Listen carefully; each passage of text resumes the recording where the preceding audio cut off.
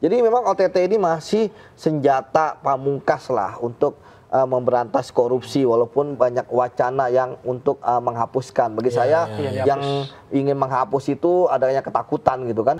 Sudah di BAPK, berita keterangan, kemudian dibawa ke Jakarta, artinya kan sudah firm.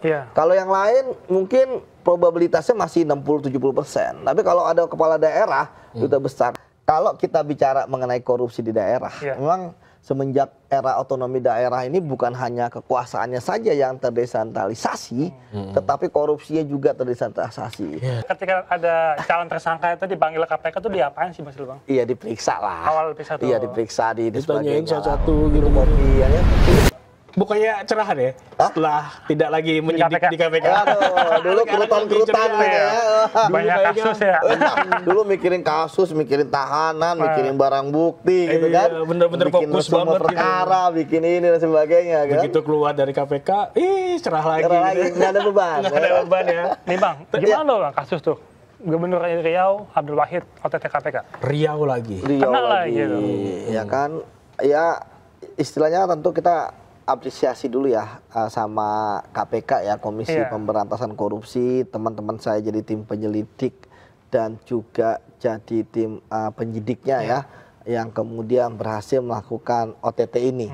Artinya di tengah posisi KPK yang melemah gitu ya, ternyata KPK berhasil ya untuk kemudian melakukan OTT yang banyak yang nggak suka sama OTT ya, para pejabat kita gitu ya. Kaget Bang. Iya, kenapa sih para pejabat itu nggak suka OTT? Nah itu Bang. Ya karena OTT ini kan terkadang barang buktinya kecil, tapi ternyata begitu pengembangan perkara besar, bisa miliaran. Pernah saya hanya 150 apa 200 juta gitu ya, ternyata begitu perkaranya berkembang sampai ratusan miliar.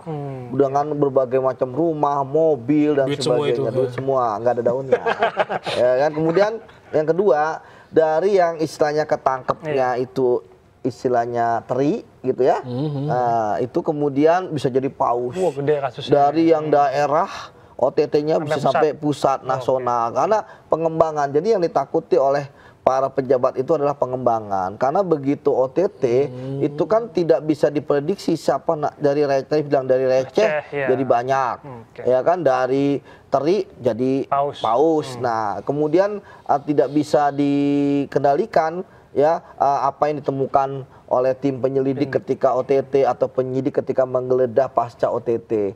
Jadi memang OTT ini masih senjata pamungkas lah untuk memberantas korupsi, walaupun banyak wacana yang untuk menghapuskan. Bagi saya yang ingin menghapus itu adanya ketakutan gitu kan. Kan kalau nggak salah dibilang kampungan ya? Iya, dibilang kampungan. Kalau salah, kalau bersih kenapa risih gitu kan.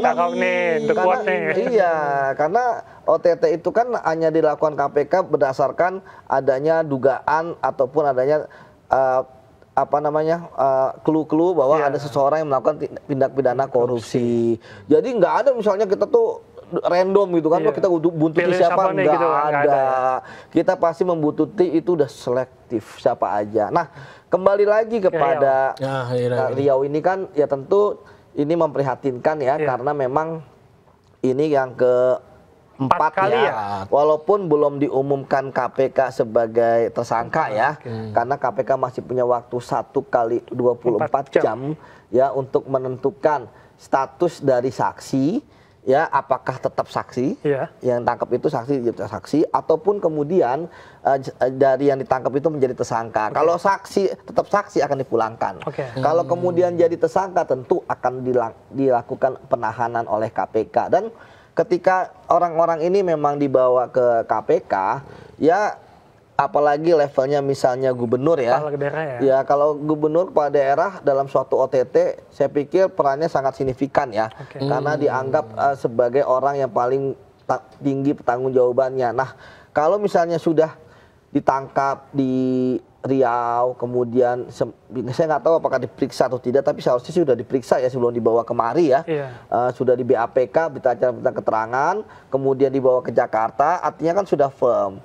Kalau yang lain mungkin probabilitasnya masih 60-70%. Tapi kalau ada kepala daerah itu besar, karena kita tahu di daerah penanggung jawabnya adalah gubernur. Dan kita harap bahwa ya KPK konsisten dengan apa yang terjadi di masa lalu ya.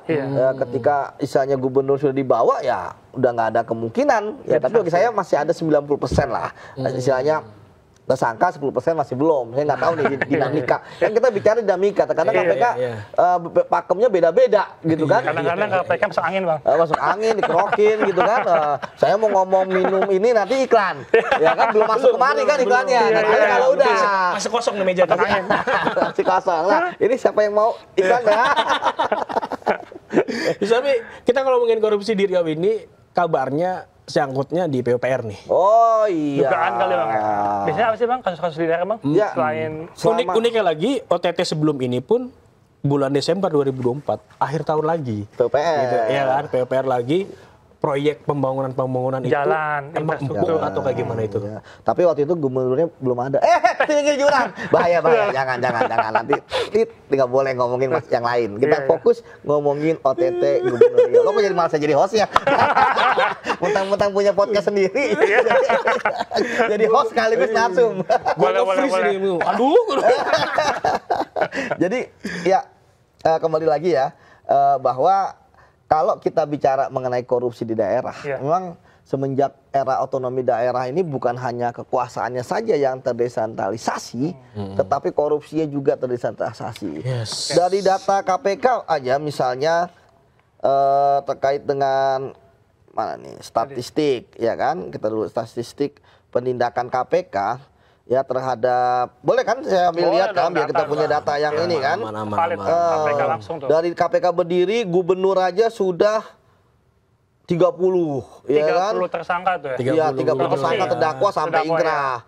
Wali kota, bupati itu 171. Waduh, banyak kan? banget tuh, Bang. Itu kalau 30 tuh hampir 38 gitu. Semua provinsi. Ya walaupun ada yang redundant ya. Ganti ya. Ada yang misalnya satu provinsi dua, kemudian apa namanya tadi bupati wali kota aja udah banyak juga 100 tadi 171 itu bisa bikin ini mereka bikin konsorsium kepala daerah yang sudah ditahan gitu kan. Baru gue bilang itu 170 wali kota 30 gubernur kalau dikumpulin bisa jadi komunitas itu. Ada ex KPK gitu ya. Ex KPK itu maksudnya bukan kayak saya penyidik gitu ya. Itu ex pernah ditahan KPK alias alumni rompi orange. Makanya saya sengaja pakai ini orange. Oh iya. Ya, walaupun sekarang orange lagi rame tuh. iPhone Pro Max 17. Tahu aja. Kita jangan kalah sama Gen Z. Iya, betul. Jadi dikira penyidik KPK tuh kaku, serem, tegang. Enggak lah. Ternyata enggak ya. Kecuali ruang pemeriksaan. Mau coba? Kagak. Lagi mau nyoba, boleh kalau ruang pemeriksaan boleh. 8 jam nih. Jadi ya kembali lagi bahwa setegang apa sih kalau boleh spill tuh kalau lagi diperiksa gitu? makanya saya bilang mau coba nggak? Kagak lah. Jangan contohinnya kasih tahu aja. Learning by doing. Enggak gitu juga. Ketika ada calon tersangka itu dipanggil KPK tuh diapain sih, Mas Bang? Iya diperiksa lah. Awal diperiksa tuh. Iya diperiksa ditanyain satu-satu minum gitu. kopi, minum teh selamat datang. Tadi kalau misalnya udah selesai selamat datang selamat datang. Habis itu kalau udah selesai ya sampai jumpa selamat datang nanti sampai jumpa kembali gitu. Enggak mau Pak, enggak mau kembali lagi. Kan kalau di bank gitu kan. Kalau kita selesai kan. Terima kasih sampai jumpa kembali. Nah, dia enggak mau. Pak saya enggak mau kembali. Pemeriksaan selesai. Orang di oren dikasih dia. Enak kan gitu.